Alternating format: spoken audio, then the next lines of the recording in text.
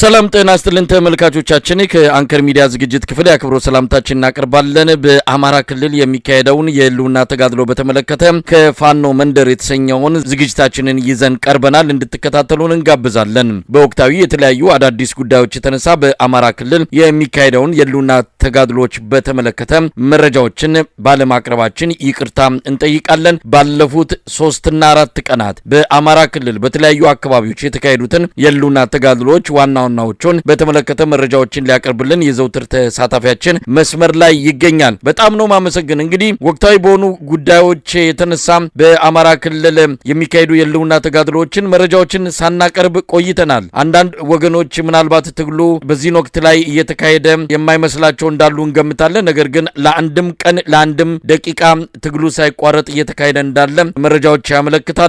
ተመልካቾችን ይቅርታ ጠይቀናል። መረጃዎችን በየጊዜው ማቅረብ እንዳለብን ይሰማናል። ለማንኛውም ባለፉት 2-3 ቀናት ያሉትን ጨምሮ በአጠቃላይ በአማራ ክልል እየተካሄዱ ያሉ የህልውና ተጋድሎችን ባጭሩ ብታስቀኘን። መሳይ አመሰግናለሁ።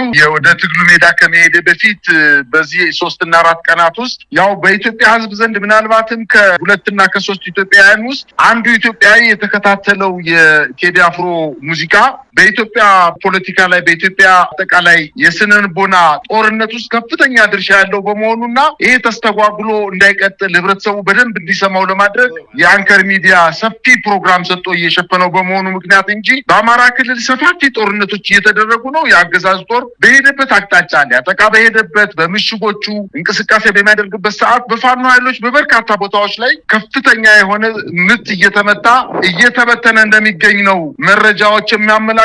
እንደው ከዛሬው ዜና ሲጀምር እንኳን መሳይ በወሎ አምባሰል ወረዳ አበት በተባለ ቦታ በከባድ መሳሪያ የታገዘ ከባድ ውጊያ ዛሬ ተቀስቅሷል። የአማራ ፋኖ ብሔራዊ ንቅናቄ ምኒልክስ አምባሰል ተራራማ ቦታዎች ላይ ራሱን አስቀምጦ የነበረው የአገዛዝ ጦር በተለይ አበት በተባለ ተራራማ ቦታ ላይ በከበባ በተፈጸመበት ጥቃት ምናልባትም 2/3 ሰራዊቱ እንዳለቀበት ነው መረጃዎች ያመላክቱ የሚገኙት። የፋኖ ኃይሎች ከበባ በመፈጸም ከተራራው ላይ ቁም ምሽግ ሰርቶ ራሱን ሲከላከል የነበረው የአገዛዝ ጦር ተበትኖ አብዛኛው እጅ ሰጥቶ እና ተገሎ ሰራዊቱ እንደፈረሰ ነው መረጃዎች አሁን ማምሻውን እየደረሱ ነው የሚገኙት። እንዲሁም በወረባቦ ወረዳ ሂጀርሳ በተባለ ቦታ የብልጽግና አመራሮች በዛሬው ዕለት አጅቦ ሲንቀሳቀስ የነበረው የአገዛዙ ጦር በተፈጸመበት ጥቃት የሻለቃ አመራሩን ጨምሮ በርካታ የሰራዊቱ አባላት መመታታቸውን መረጃዎች ያመላክታሉ። ዛሬም እንደዚሁ በደቡብ ጎንደር እብናት ወረዳ መልሶ ለመቆጣጠር የአገዛዝ ጦር ከሊቦ ከምከም ከአዲስ ዘመን ከተማ ተነስቶ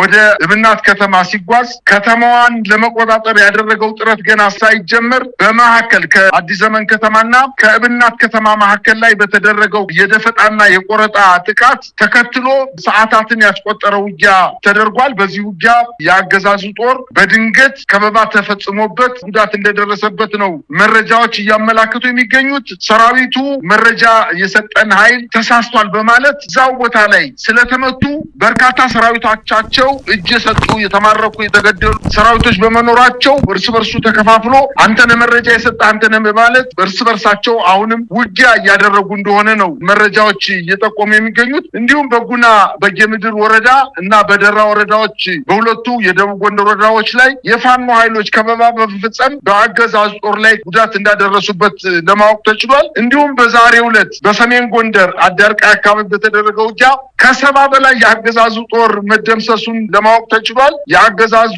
ጦር በወረዳዋ ቢስቲኔና ጥራይና በተባለ 2 ቦታዎች ላይ ባደረገው ውጊያ በርካታ ኃይሉ ተደምስሶ ከ60 በላይ እጅ የሰጠ እንዲሁም የአድማ ብተና 20 በአጠቃላይ የተገደሉት ከ70 በላይ እጅ የሰጡት ከ60 በላይ ሲሆኑ በርካታ የጦር መኮንኖች እጃቸውን ሰጥተዋል። ከ60 በላይ ክላሽንኮቭ መሳሪያና የተለያዩ የቡድን መሳሪያዎችን መማረካቸውን የፋኖ ኃይሎች አስታውቀዋል።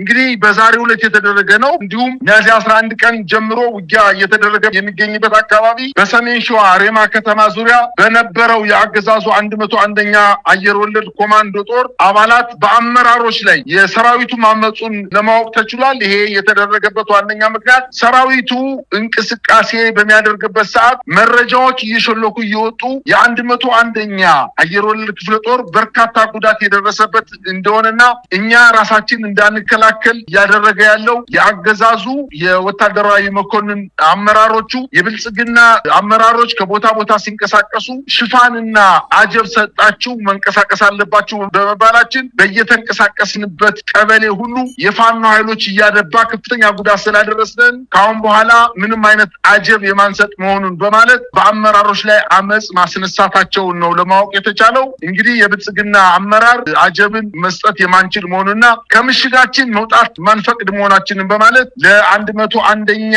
ኮር ዋና አዛዥ ኮሎኔል ማቴዎስ ማሳሰቢያ መስጠታቸውና ይህን ተከትሎ እርስ በርሳቸው ተፋጠው እንደሚገኙ ነው መረጃዎች እያመላከቱ የሚገኙት። አሁንም በጎጃም አካባቢ ደብረወርቅ ከተማ የፋኖ ኃይሎች በፈጸሙት የማጥቃት እንቅስቃሴ ብዛት ያለው የአገዛዙ ጦር መደምሰሱንና በከተማዋ ውስጥ ለ6 ሰዓታት የደብረወርቅ ከተማን ተቆጣጥረው በርካታ የፋኖ ቤተሰብ እስረኛ የነበሩ ኃይሎችን አስፈትተው እንዲሁም ምሽጎችን ደረማምሰው ከተማዋን ከተቆጣጠሩ በኋላ በርካታ የብልጽግና አመራርን ጨምሮ የሰራዊቱ አባላት ተገለው ተማርከው እንዲሁም በውጊያው መካከል ላይ እጅ የሰጡ የሰራዊት አባላቶች እንደሚገኙበት መረጃዎች ደርሰውናል። በሌላ ዜና በምዕራብ ወሎ ቀጠና በተደረገው ውጊያ በተለይ በቦረና ሳይንት ወረዳ ሰኞ ገበያና በታ በተባሉ ቦታዎች ላይ በተደረገው ውጊያ ከ100 በላይ የአገዛዙ ጦር ሙትና ቁስለኛ መደረጉን ለማወቅ ተችሏል። በሰሜን ወሎ መንቂት ወረዳ እንግዲህ በጣም ወታደራዊ ስትራቴጂ ጠቀሜታ ያላት ወረዳ ነች። የፋኖ ኃይሎች በዙሪያው የነበረው ምሽግ አጥቅተው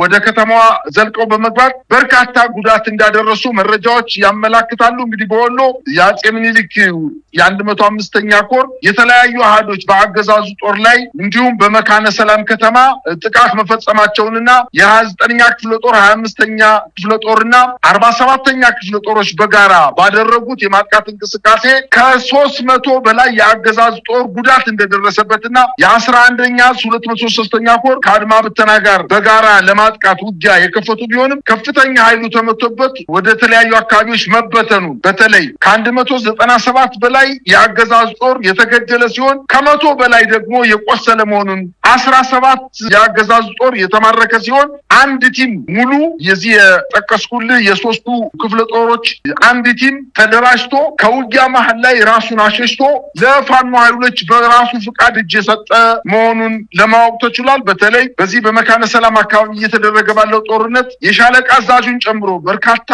መስመራዊ መኮንኖች መደምሰሳቸውን እና አሁን በመካነ ሰላም ዙሪያ ከፍተኛ ውጊያ እየተደረገ እንደሆነ ለማወቅ ተችሏል። እንግዲህ ወደ ጎንደር አካባቢ ሲመለስ በምዕራብ ጎንደር ዞን አርማጭሆ ወረዳ በሁለት ቦታዎች ማለትም ከጠገዴ ወረዳ መሃል አርማጭሆ የምርጫ ቁሳቁስ ይዘው ሲንቀሳቀሱ በነበሩ ያገዛዙ ጥምር ጦር ላይ በተፈጸመ የደፈጣ ጥቃት አንገረብ ወንዝ አቅራቢያ ከባድ ውጊያ ተደርጎ 77 የአገዛዙ ጦር መደምሰሱን ለማወቅ ተችሏል። በሌላ አቅጣጫም እንዲሁ በዚሁ ወረዳ ጃንሱማ ቀበሌ ሽመልበር በተባለ ቦታ ላይ የአገዛዙ ጥምር ጦር በፋኖ ቀለበት ውስጥ ገብቶ በርካታ ኃይል የተደመሰሰበት ሲሆን ከሳንጃና ከማሰሮ ደንብ ከተማ አጋዥ ኃይል መጥቶ እስከሚያወጣው ድረስ በሰራዊቱ ላይ ከባድ ጉዳት መድረሱና በተደረገው ውጊያም ከ60 በላይ የአገዛዙ ጦር መደምሰሱን ለማወቅ ተችሏል። በዚሁ ቀጠና በምዕራብ ጎንደር ዞን መተማ እስከ ቋራ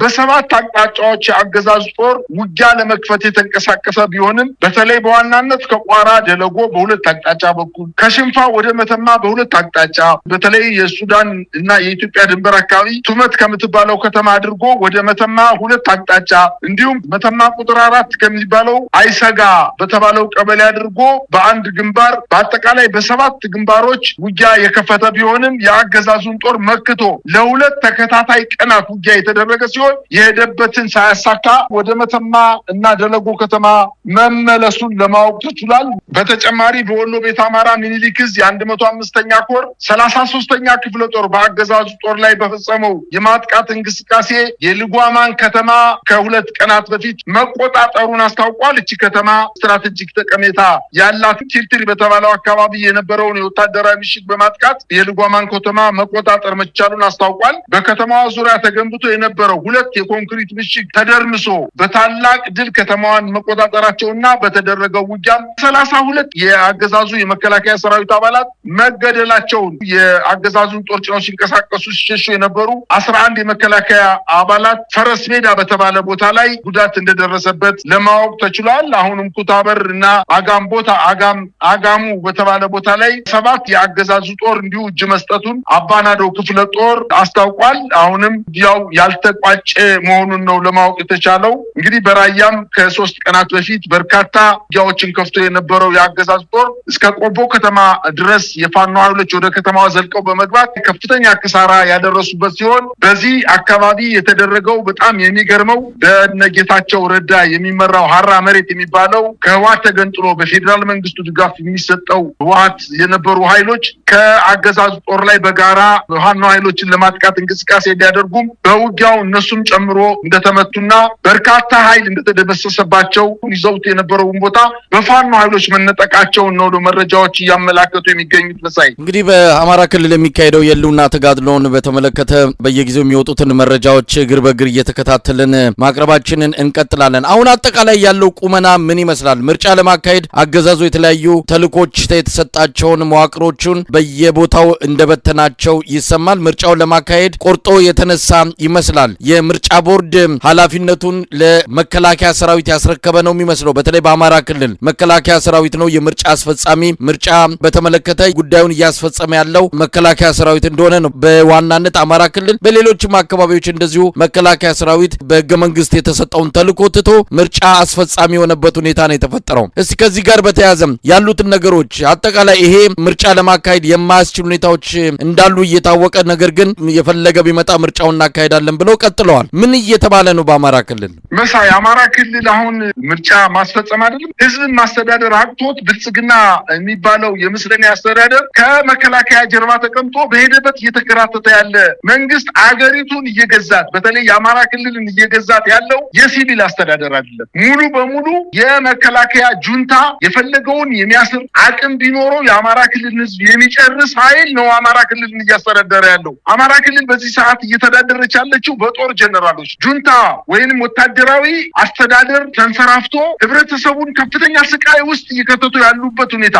በወታደራዊ ምሽጎቻቸው የምርጫ ጊዜያዊ ጣቢያ አቋቁመው የተማሪዎችን የዩኒቨርሲቲ ተማሪዎችን የሃይስኩል ተማሪዎችን የቀበሌ ነዋሪዎችን የወረዳ ነዋሪዎችን ገበሬዎችን በተለያዩ ስብሰባ በመጥራት በማስገደድ አሰልፎ ምርጫ ካርድ እንዲያወጡ በማድረግ ሌላ ስርዓት አቁሞ ምርጫን በማስፈጸም ደረጃ ላይ ነው የሚገኘው። የአማራ ክልል ባገኘው አጋጣሚ ሁሉ የፋኖ ኃይሎች ከአማራ ክልል ህዝብ ጋር በጋራ በመቀናጀት የመከላከያ ሰራዊቱን እየመቱት በርካታ ቦታዎችን እየለቀቀ ወደ ጥቁር ዋና አስፋልቶች በተለይ ዞንን ከዞን ከሚያገናኙ ክልልን ከክልል በሚያገናኙ ክልልን ከፌዴራል መንግስት በሚያገናኙ ዋና የአስፋልት መንገዶች ካልሆነ በስተቀር ኪስ ወረዳዎች አካባቢ ላይ የመከላከያ ሰራዊት ውስጥ ነው ገብቶ ያለው። የፋኖ ኃይሎች በአፍንጫው አጠገቡ ስር ላይ ምሽጎችን አደራጅተው ሲፈልጉ ምሽጎችን ገብተው እየመቱ ከፍተኛ ስቃይ እያደረሱበት ነው የሚገኙት። የመከላከያ ሰራዊቱ አሁን ተስፋ ቆርጦ በብዛት ማለት በሚያስችል ደረጃ በጎጃም፣ በሸዋ፣ በወሎ እንዲሁም በጎንደር በርካታ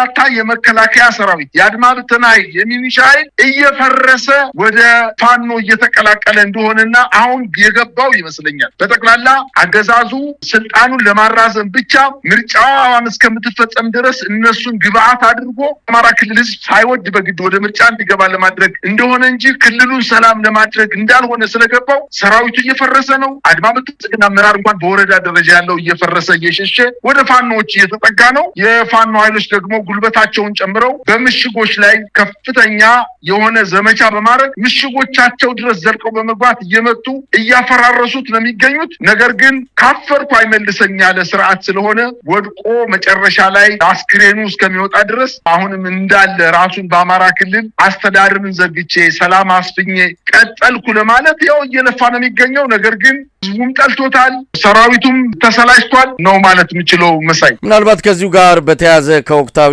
የኢትዮጵያ ግንባር ቀደም ጉዳዮች አንዱ የድምፃዊ ቴዎድሮስ ካሳሁን አልበም ይፋ መሆን ነው። እንግዲህ የኢትዮጵያ ህዝብ ብሶቱን አጠቃላይ ያለበትን ቀውስ በተመለከተ ቴዲ አፍሮ በሙዚቃው ገልጾታል። ይሄ የቴዲ አፍሮ አልበም በፋኖ መንደር የፈጠረው እንደው ስሜት አጠቃላይ መነቃቃት አለ? ከዚህ አንጻር ያገኛቸው መረጃዎች አሉ?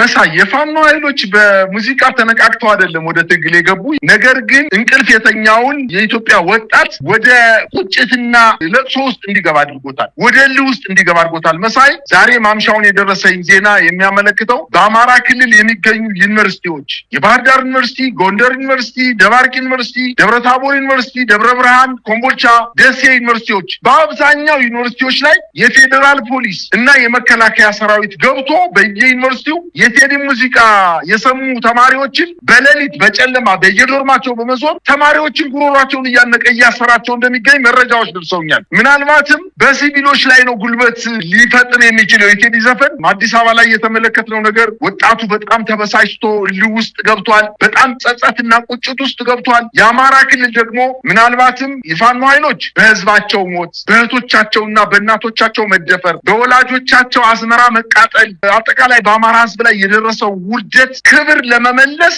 ወደ ጫካ ወጣው ድንጋይ ተንተርሰው የረባ ምግብ እንኳን ሳይበሉ የረባ እንቅልፍ ሳይተኙ በጫካ እያደሩ እየዋሉ የመከላከያ ሰራዊቱን አሁን በመገዳደር አልፈው በማጥፋት ላይ ይገኛሉና ምናልባትም እነሱ ቀድመው የነቁ ናቸው። ነገር ግን የአማራ ህዝብ አሁንም ገና የሚቀረው ነገር ስላለ ሙዚቃው በአማራ ህዝብ ላይ ቁጭት ይፈጥራልና ከፋኖ ኃይሎች ጋር አብሮ በጋራ ወደ ማጥቃት የሚያስፈልገውን ግብዓት ወደ ማቅረብ የሚያስፈልገውን መረጃ ወደ ማቅረብ የአማራ ህዝብ በቴዲ ሙዚቃ ተነቃቅቶ የበለጠ በተለይ ወጣቱ በከተማ ላይ ኳስን እየተመለከተ ያለ ቁጭ ብሎ በስፖርት ስቴሽኖች ላይ ጌም የሚጫወት ድራፍት ቤት ውስጥ በመጠጥ ቤት ውስጥ ተቀምጦ ድራፍት የሚጠጣ በቤተሰቡ መኖሪያ አካባቢ የመከላከያ ኃይል ምሽግ ሰርቶ የተቀመጠ መከላከያ እያየ ነገር ግን እየወጣ እየገባ የእናቱን እንጀራ እየበላ ያለ ወጣትን ምናልባት ሙዚቃው ሲሰማ ቁጭት ውስጥ ገብቶ ወደ ፋኖ ኃይሎች እንዲቀላቀል ለማድረግ ትልቅ ድርሻ ይኖረዋል የሚል እምነት ነው ያለኝ። ነገር ግን በአጠቃላይ ግን በኢትዮጵያ ከአፋር ድረስ እስከ ወለጋ፣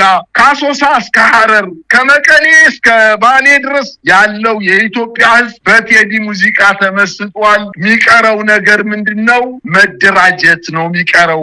የቴዲ ዘፈን ልክ እንደ ጀበርና እንደሚባለው ጥንት አያቶቻችን ወገባቸውን ታጥቀው መሳሪያቸውን ወገባቸው ላይ አስቀምጠው የሚሄዱበትን የሚያክል ስንቅ ሊሰጣቸው የሚችል ትልቅ ወኔ ያስታጠቃቸው መሆኑንና በአጭር ጊዜ ውስጥ ከተፈጸመው በደል በተጨማሪ የቴዲ ሙዚቃ መውጣቱ በዚህ ጊዜ ወጣቱ ያጉረመረመ ነው። ወጣቱ እየተቆጣ ነው። በቁጣው ተነስቶ የሚያደራጀውን ኃይል እየፈለገ ነው። ስለዚህ ብቸኛው ምርጫ በአማራ ክልል ከፋኖ ኃይሎች ጋር በብዛት ተቀላቅሎ ወደ ትግሉ ተቀላቅሎ ይህን ስርዓት ለማስወገድ ጥረት ያደርጋል የሚል እምነት ነው ያለኝ። መሳይ በጣም ነው ማመሰግነው። እንግዲህ በወቅታዊ የፋኖ የተጋድሎ እንቅስቃሴዎች ላይ በማተኮር ያዘጋጀነው ከፋኖ መንደር የተሰኘው መሰናዳዎችን ይህንን ይመስላል። አንተንም በአንከር ሚዲያ ታዳሚዎች ስም በማመስገን እሰናበታለሁ። እግዚአብሔር ይስጥልኝ። መልካም ምሽት።